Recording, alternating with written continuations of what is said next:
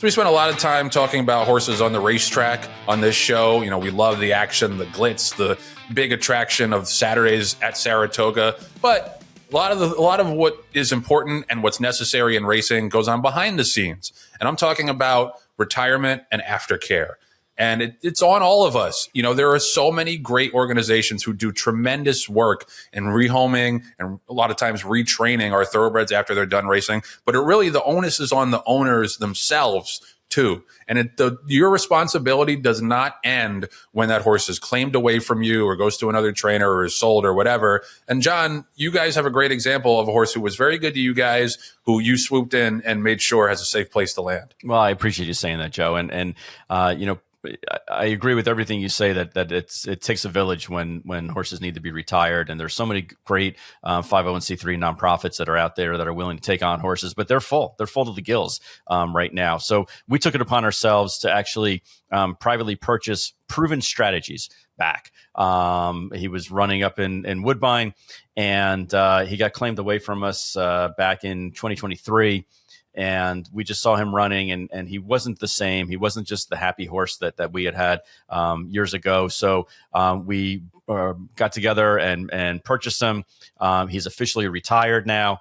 He will live out his remaining days, which is probably going to be 15 years, 20 years at Mark Cassie's farm in Ocala. And he's going to be stabled next to one of his old stablemates, Dolder Grand. And he will be repurposed to try to learn how to be a pony on the racetrack and an outriding horse down at Mark Cassie's place. But, Proven Strategies did a lot of things for us, Joe. One, it was the very first horse that Mark Cassie trained for us back in 2019. And all the son of a gun did was he ran second in the Skidmore. He ran fourth in the Summer Stakes. And then he, at 99-1, we shipped him out to Santa Anita to run in the Breeders' Cup Juvenile Turf Race. And we have a clip here, Joe, and you'll appreciate this. So he's 99-1. He's in second place at the top of the stretch.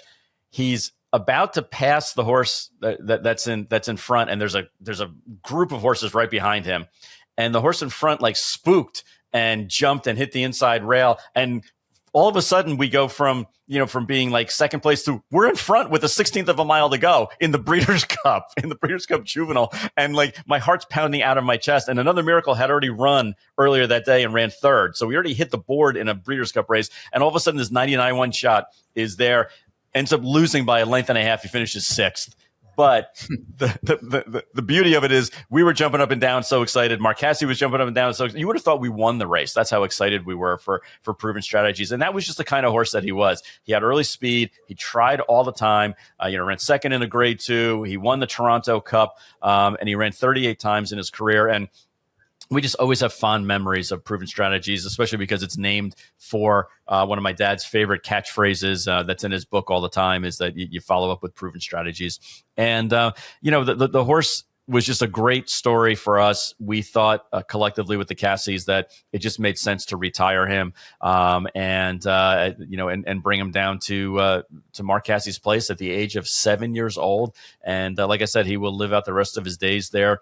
I couldn't be happier for him. But there's more stories that need to be told like that, us included, that we need to seek out where our graduates are. And if we have the ability to bring them home, then it's our responsibility to get them to a good home.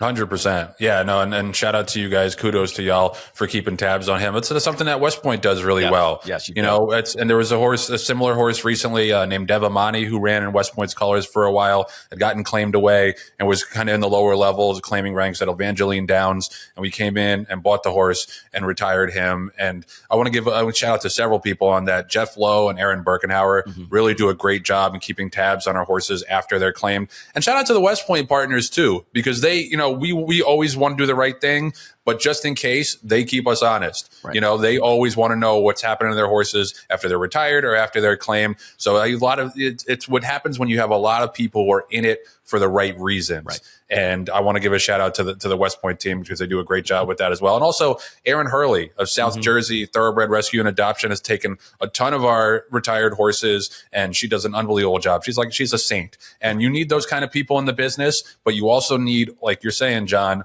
owners to take it upon themselves to keep tabs on their horses, even when they're no longer making money for them, and making sure that they have a soft place to land, because none of us could do any of this without the horses. And the horses don't stop needing to be fed and needing to be housed when they're done racing.